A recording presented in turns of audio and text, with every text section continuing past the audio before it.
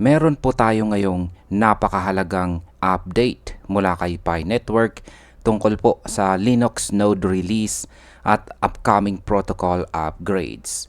Kaya ang balitang ito ay isa po sa mga pinakamalalaking hakbang sa pagpapatag ng buong ecosystem ni Pi. Kaya yan po ang siyang ating pag-uusapan sa video na ito. Pero bago po tayo magpatuloy ay pakibasa na lamang po muna ang disclaimer dito po sa ibaba ng ating screen. Yan, simulan po natin sa kung ano po ba ang ibig sabihin ng Linux node release. Yan, si Pi Network po ay naglabas na ng opisyal na Linux node version.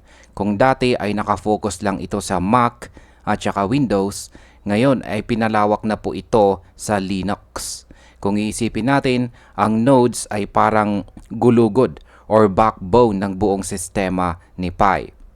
Sila po ang nagtitiyak na decentralized at matatag ang buong network. Ang pagbubukas po ng Linux node ay parang pagbubukas ng mas malawak na pinto para sa mga developers at services na gumagamit po ng Linux. Ano naman ang epekto nito sa market? Dahil mas maraming partners at services tulad ng mga exchanges ang gumagamit po ng Linux, mas magiging madali para sa kanila na mag-transition papunta sa standardized node software. Ang resulta, magiging mas stable at consistent ang ecosystem.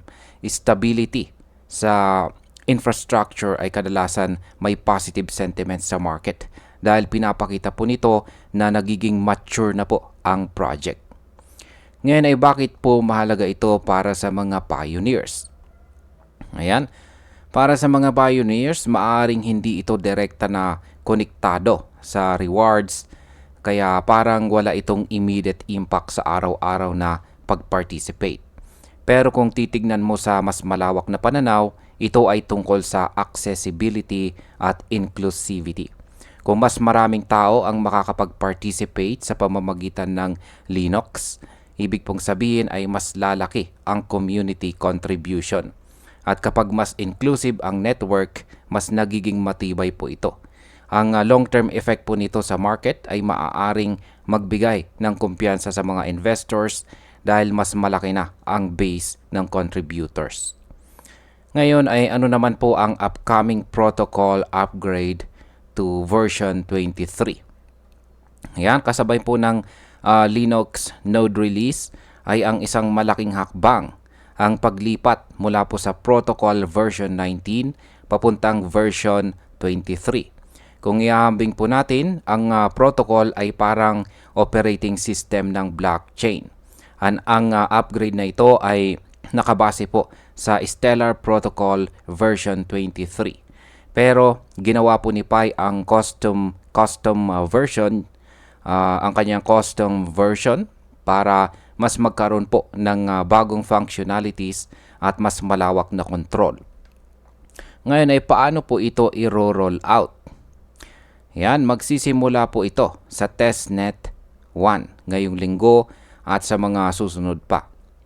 Maaaring magkaroon po ng kaunting outage habang ginagawa ito pero hindi na kailangan ng aksyon mula sa mga users. Pagkatapos ay isusunod po ang testnet 2 at saka mainnet. Dito po mararamdaman ang full transition sa version 23.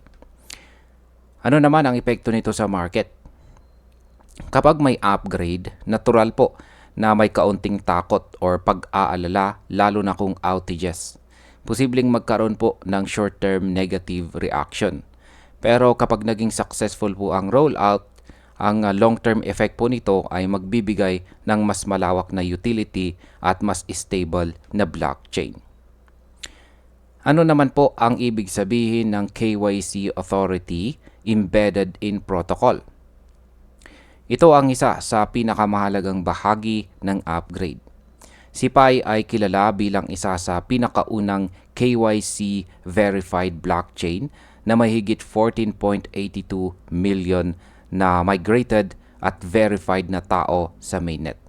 Pero ngayon ang proseso po ng KYC ay ilalagay na mismo sa protocol level. Ibig pong sabihin, hindi lang si Pi Network ang pwedeng maging KYC authority. Sa hinaharap, pwedeng ibigay ang authority na ito sa iba pang trusted entities.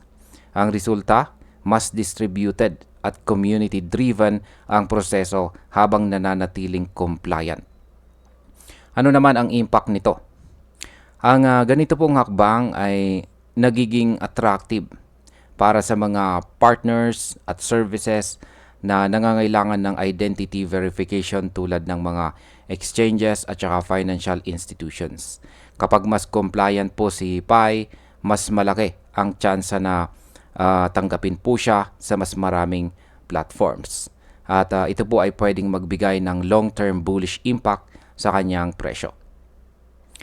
At ayan, bilang panghuli, kung susumahin po natin, ang Linux node release na ito ay nagpapakita na lumalawak na po si Pi sa kanyang infrastructure. Ang protocol upgrade to version 23 ay patunay po na patuloy po siyang nag-i-improve at humahabol sa mas advanced na functionalities. Ang KYC embedded in protocol ay nagpapakita na seryoso siya sa compliance at pagiging future ready. Kaya sa kabuuan, kahit maaring magkaroon ng short-term challenges tulad po ng outages at saka adjustments, ang mga hakbang na ito ay naglalatag ng mas solid foundation para kay Pi Network. At sa mga dito po sa mundo ng crypto, ang project na may malinaw na direksyon at infrastructure development ay mas nagkakaroon ng tiwala mula sa community at mga investors. At ayun, hanggang dito na lamang po tayo sa video na ito mga ka-crypto. Marami pong salamat sa panonood. Ingat po tayo lagi at God bless po sa ating lahat.